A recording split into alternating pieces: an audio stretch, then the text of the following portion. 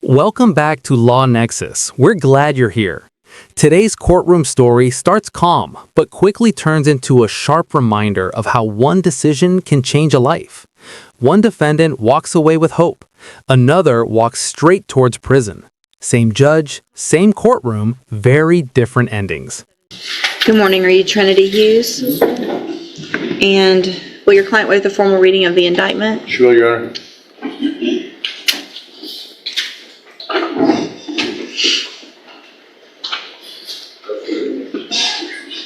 Ms. Hughes, in cause number 25, DCCR 0770, you're charged with the state jail felony offense of unauthorized use of a vehicle from May 8th of 2025. And how do you plead to that charge? Are you pleading guilty freely and voluntarily? And are you pleading guilty because you did what they charged you with? I have here on the tablet some documents that have your signature on them that the state has marked as exhibit number 1. Before you signed these, did you go over them with Mr. Parker? Do you fully understand them? And do you understand, if I follow the agreement that you've made with the district attorney, that you'll be waiving or giving up any right to appeal? And it looks like the agreement is for a 5-year deferred probation, $500 fine, and you would be required to follow all of the rules and conditions of probation. Is that your understanding? Do you also understand, if you're not a U.S. citizen, that a plea of guilty or no contest may result in your deportation, exclusion from admission to the country, or denial of naturalization under federal law? State tenders number 1. No objection. It's admitted. Is there any evidence that Ms. Hughes is not competent? No, Your Honor. And any history? There's some slight history of in Orange County, some cases that were refused, Your Honor, but no convictions or anything like that. So I would ask that we go forward today. Okay. So, Ms. Hughes, I'm going to find that you entered your plea of guilty freely and voluntarily.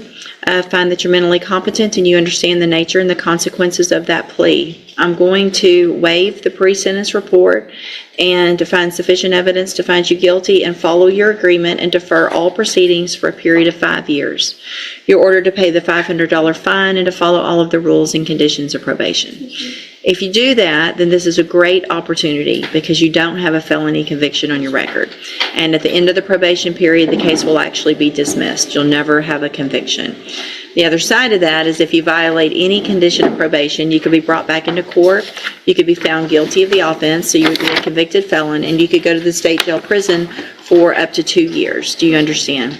Also, it's important for you to know that if you get on probation, do everything you're supposed to, pay your fees, fines, show up, do everything. I sign early terminations for probation all the time. So if you do it all correctly up front, then you likely won't even have to do the whole 5 years, but that'll be up to you. You understand? So the first thing you'll do, you'll get some paperwork today before you leave. As soon as you are released from custody, you need to make sure you go to probation and get everything taken care of. Okay, good luck to you, ma'am. All right, so we're going on. Yeah, it's a third degree. Okay, so more of that. All right, so are you Perry Robertson? Yes, ma'am. And will your client waive the formal reading of the indictment in each case? No, Your Honor.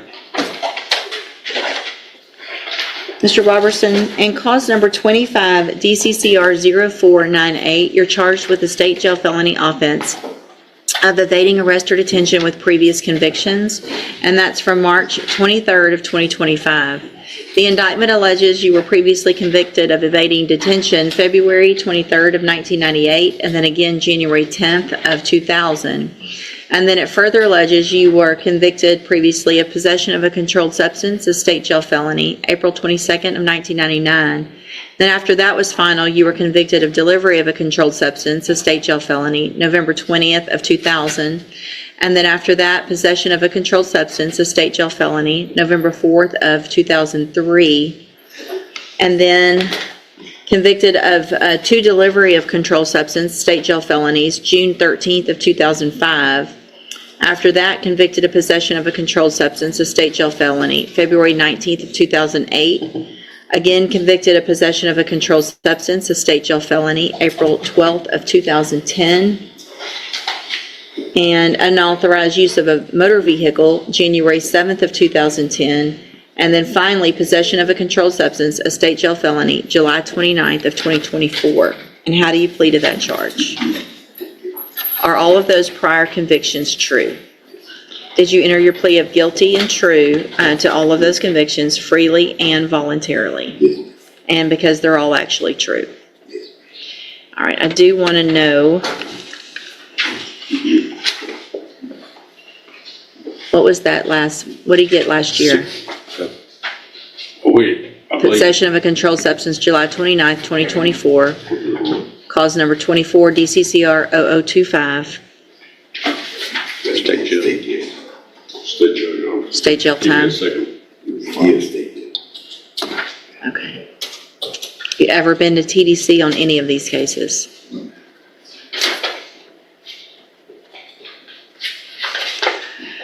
Okay.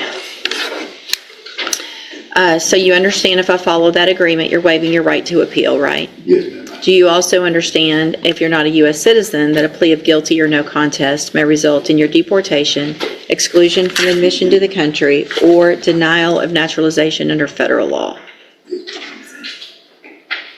State tenders number 1. No objection. It's admitted. Is there any evidence that Mr. Robertson is not competent? No, Your Honor. And the agreement is for a dismissal in 0499, correct? No, there's two cases. Two cases, Judge. What did I just read? CC. Oh, to run CC. Sorry. Let me go through. So then, that helps me. Hold on. I got to write this.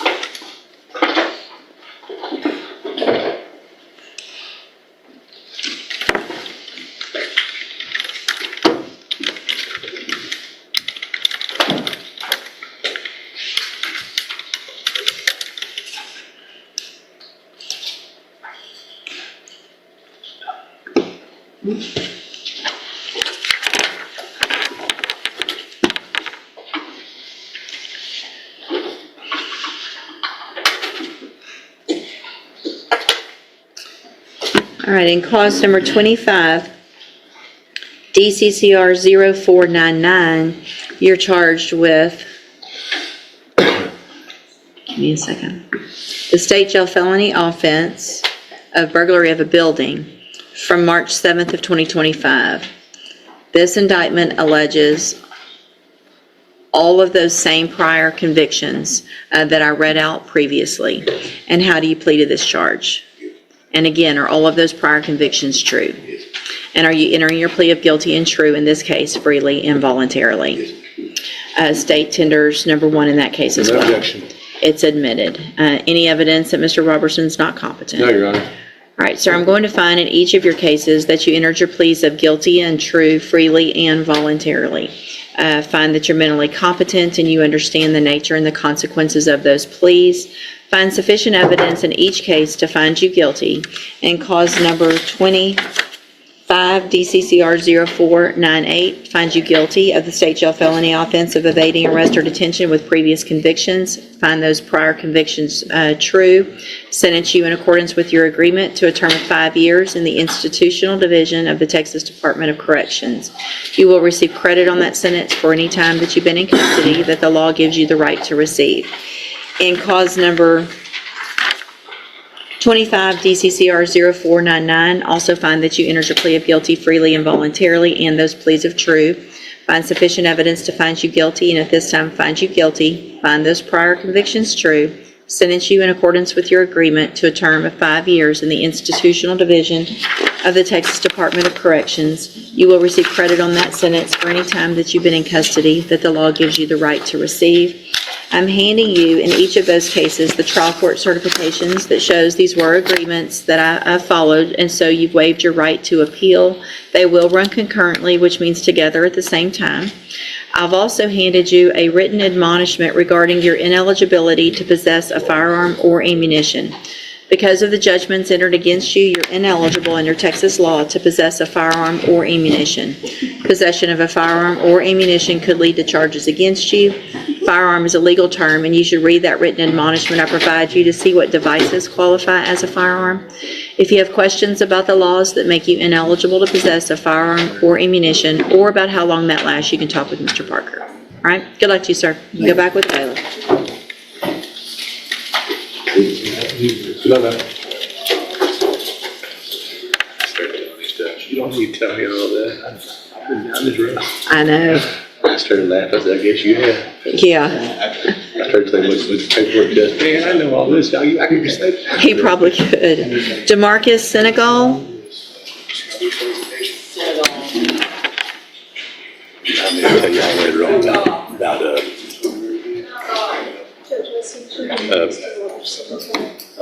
James. Thank you. oh, Oh, my God.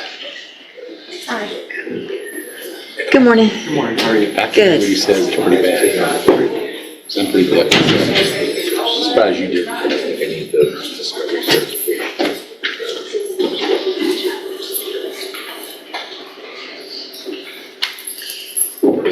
Good morning. Are you Demarcus Senegal? And will your client waive the formal reading of the motion? You will, Your Honor. Mr. Senegal, in cause number 20-33924, I have a motion to revoke your community supervision. Shows that you were placed on probation November 30th of 2020 for the offense of deadly conduct discharging a firearm, a third-degree felony, and that was a 10-year term in prison that was probated for 6 years. Is that correct? It alleges that you violated your probation.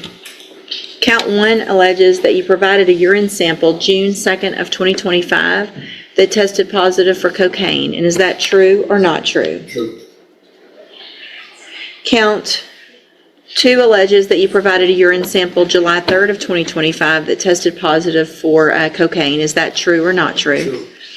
Count 3 alleges that you provided a urine sample August 14th of 2025 that also tested positive for cocaine. Is that true or not true? And then count 4 alleges that you're behind in your court-assessed fees. And is that true or not true? Did you enter your pleas of true to counts 1, 2, 3, and 4 freely and voluntarily? Yes. And did you plead true to those counts because they're actually true? I have here on the tablet some documents that have your signature on them that the state has marked as exhibit number 1. Before you signed these, did you go over them with Mr. Parker? Do you fully understand them? And do you understand, if I follow the agreement that you've made with the district attorney, that you will be waiving or giving up any right to appeal? State tenders number 1. No objection? It's admitted. Any evidence that Mr. Senegal is not competent? No, Your Honor. All right, sir, I'm going to find that you entered your pleas of true to counts 1, 2, 3, and 4 freely and voluntarily. Find those counts true. Find sufficient evidence to revoke your probation, and at this time, revoke your probation. Reassess your punishment in accordance with your agreement to a term of 4 years in the institutional division of the Texas Department of Corrections. You will receive credit on that sentence for any time that you've been in custody that the law gives you the right to receive.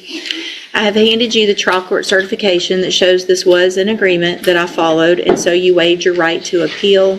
I also handed you a written admonishment regarding your ineligibility to possess a firearm or ammunition. I may have gone over that with you, but I don't think I started that in 2020. But because of the judgment entered against you, you're ineligible under Texas law to possess a firearm or ammunition. Possession of a firearm or ammunition could lead to charges against you. Firearm is a legal term, and you should read that written admonishment I provide you to see what devices qualify as a firearm. If you have questions about the laws that make you ineligible to possess a firearm or ammunition, or about how long that lasts, you can talk with Mr. Parker. All right, good luck to you, sir. You can go back with the bailiff, and thank you for being here. This video shows how different people face very different outcomes in court, all based on choices, history, and timing. One person gets probation and a fresh start. Others lose their freedom after violating trust. That's the reality of the justice system. Clear, strict, and unforgiving. If you found this breakdown helpful, like the video, share it with others, and subscribe to Law Nexus for more real courtroom stories and legal insight.